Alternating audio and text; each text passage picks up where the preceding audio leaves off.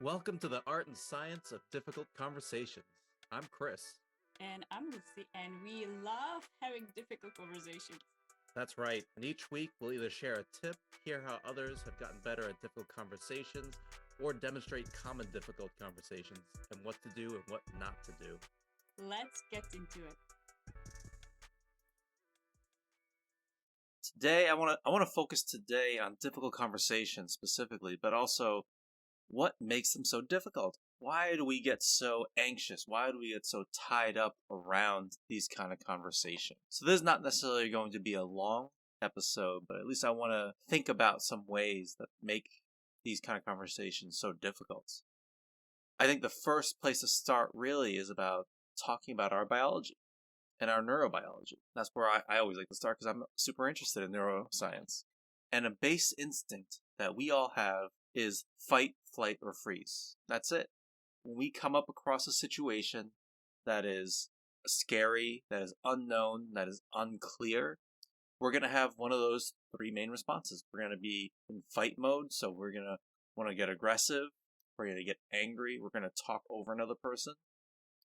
Or we're going to get into flight mode, where it's retreating, we're getting away, we might get quieter. Side note, if you work in a school and you see kids who generally are functioning okay, and all of a sudden you see them putting up their hoodies, you see them hiding, underneath things, that's a version of flight. That's a version of somebody trying to get away from a situation. And then the other one is freezing, which is literally freezing up, not having any words, just being speechless, just stuck there, right?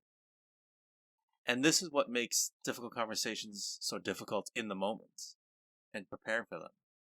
We are either in that fight, flight, or freeze moment. And what makes it more complex is when we're in that conversation, the other person will also get into the fight, flight, or freeze response. Because we can't control our emotions. The emotions just are. They are just the way they are. An awesome movement that I've seen in the culture at large recently is the idea that feelings are okay. They're not bad, they're not good. Feelings just are. They just are. That's just how our bodies respond to things. Likewise, fight, flight, or freeze is just a very normal response to things. One of our goals in these kind of difficult conversations is how do we help somebody reduce that fight, flight, or freeze response? How do we get the other person in this conversation to not be in this mode? How do we reduce that intense emotionality? And I think we've all seen and experienced people in these kind of conversations. We bring up a difficult topic and they start getting defensive. They fight back. Well, no, what about you? You do this also. Or they start talking about somebody else. Or they just might start getting loud. And what are you talking about? They might start talking over you. Or have you experienced a person that's in that flight mode? They try to retreat away from that conversation as quick as possible. Or do you get to that mode? Right? Do you start getting quieter? Do you start over accommodating to the other side because you just want to end the conversation as soon as possible? Or you're afraid to state your own position or your feelings about the situation? Or do you freeze up? I've worked with people who just freeze up in these kind of situations. They don't know what to say. They feel their blood boiling, but they just are stuck. They're frozen in spot, literally. So the goal really is how do we reduce it in ourselves, and how do we reduce somebody else's fight, flight, or freeze response? The other thing that makes difficult conversations so difficult is we are invested. We want some kind of outcome. We're invested in the outcome and the relationship. We want the relationship to be somewhat positive, especially if it's a working relationship that we have to continue on.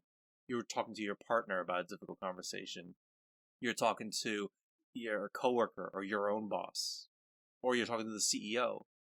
And you want to maintain a relationship. Even if you're trying to break up with somebody, you want to maintain a positive view of that relationship. You don't want to just have everybody be angry at you or have negative feelings about you. You want to maintain your own sense of, I'm a good person or I'm doing the right thing here. And you want that outcome. You want the outcome to whatever you want it to be. So you're so focused on that. That's what makes difficult conversations just so difficult. And what can we do about it? How can we better address it? How can we better manage these things ahead of time?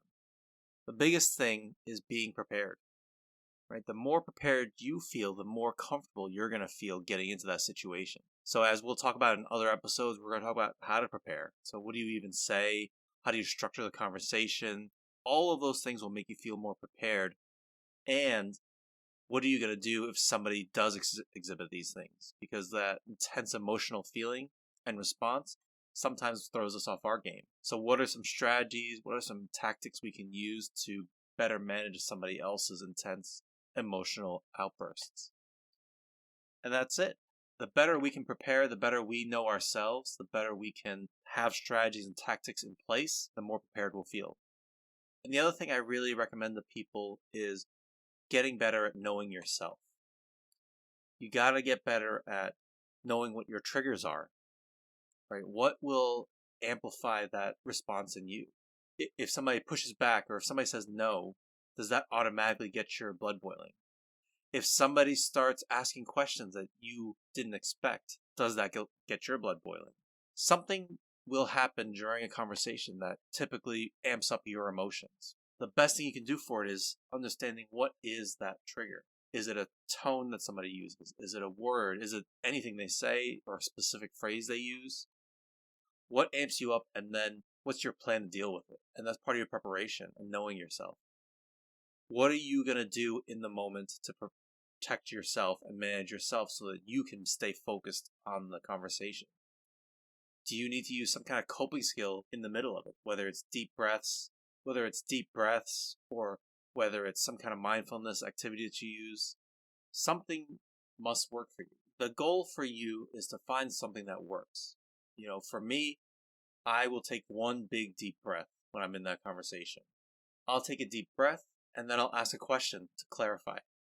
And that gives me enough time to take another deep breath and listen and calm myself down. That's a big key.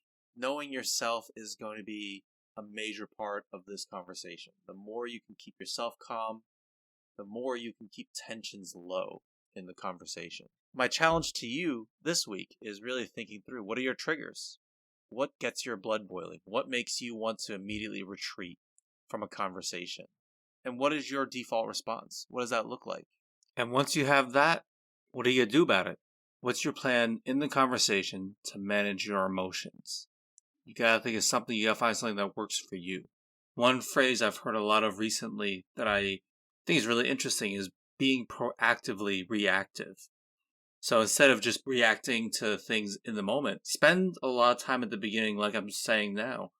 Prepare. Think about what could be your triggers. Think about what could really get your blood boiling. And then plan for that. Imagine it is going to happen. So now think about, what are your coping skills going to be? How are you going to manage your emotions and practice it? And I think there's a lot of power in being prepared for that, knowing that it's going to happen. How does that impact what you're going to do in the situation? Think about that. Come up with some stuff. And I will see you next week on the next episode.